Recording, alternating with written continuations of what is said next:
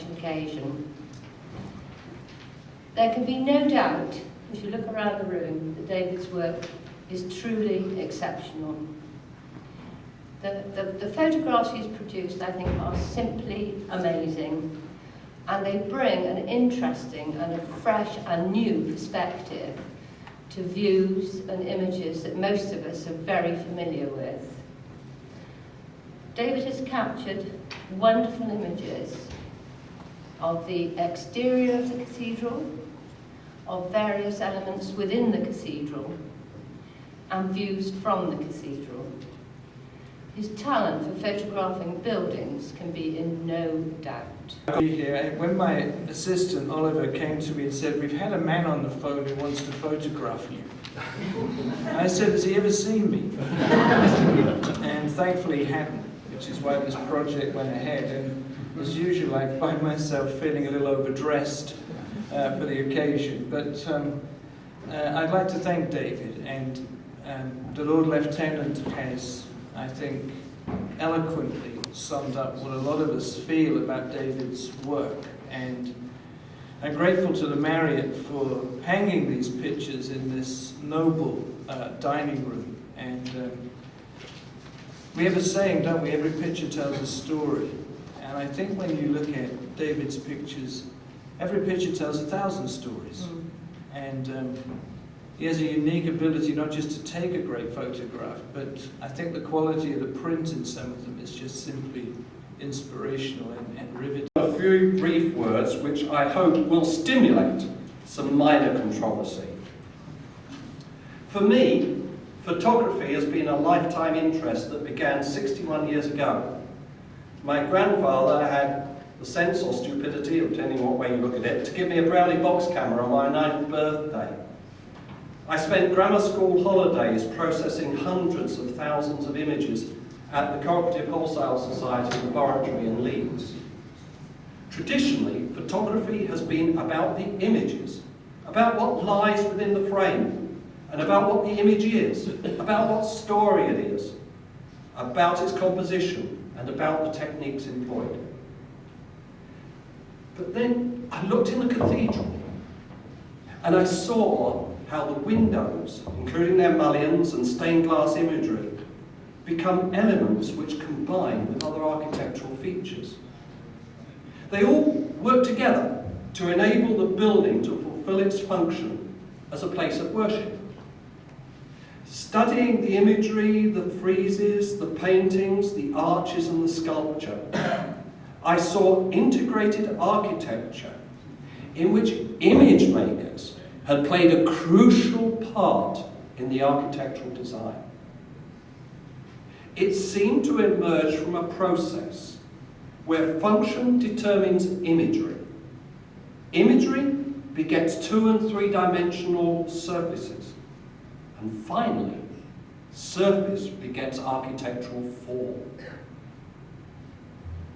Now, if we think about today's architecture and approach, current expectation of image making reverses this process. Architects, the owners of buildings, and many of my peers often see image making as an art form dedicated to decorating otherwise vacant surfaces.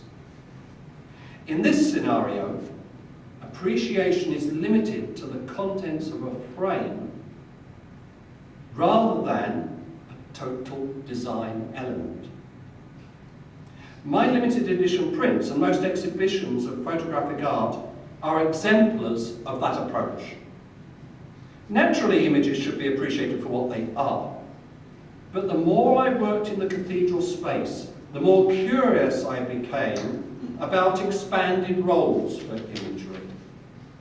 I wanted to engage an additional dimension.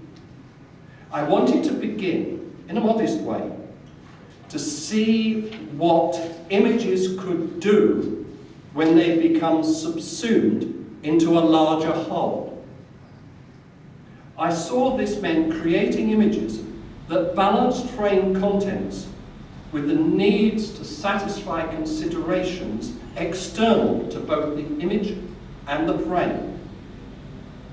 This desire led me to draw a fundamental distinction between assembling images for an exhibition and a project for a permanent installation. I differentiate by asking 5 questions to determine whether we have a phototectural application. Phototectural is the word I use for this approach. Is this project, 1, dedicated to permanently contributing to its environment? That was my first question. I won. Secondly, dedicated to be meaningful to people during their activities within the space. Third, dedicated to enhancing static and dynamic elements outside the image. Fourth, dedicated to being an active element within the space. And 5, dedicated to enhancing the ability of the space to fulfill its function. If you think these goals have been achieved, then I might, just possibly, have created an installation that is worthy of being appreciated for what it does, rather than solely by what lies within the images and the frames. People travel to the Marriott. They do it from all over the world, and its primary function is to enable guests to enjoy their stay in Bristol. So this must be my focus. This work is dedicated, therefore, to that function. It's intended to enable guests to orientate themselves in this city and to recognise its landmarks. I would like them to feel at home while away from home. I would like them to feel that this is a place to visit. The Marriott wants them to return. And they want a space in which their staff feel comfortable and feel good, and where morale is maintained. Around 100,000 breakfasts are served here every year. This space has an annual footfall approaching 250,000 people. Being entrusted to redesign it my way has been an honour. Finally, a brief mention of future project plans. The next objective is to create additional permanent installations in Bristol.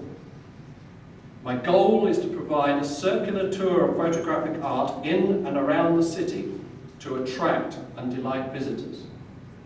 I hope to be working with other photographers in the course of that part of the project.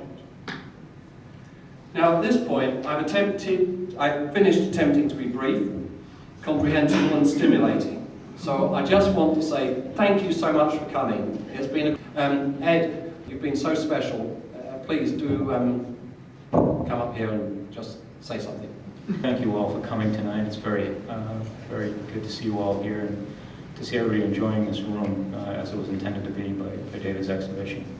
On behalf of the staff, I do wish to thank David for his efforts and his outstanding ability to really enlighten and transform the character of this room. It really it has completely transformed. I wish I had a before picture to show you. If you saw this room before and looked at it now, there is no comparison. It really is a fully functional room, and I think it does achieve all of the goals that David has set forth in his project. So, without further ado, thank you all for coming. There's plenty of food and drink to enjoy tonight, so please stay and make yourselves at home and enjoy the room.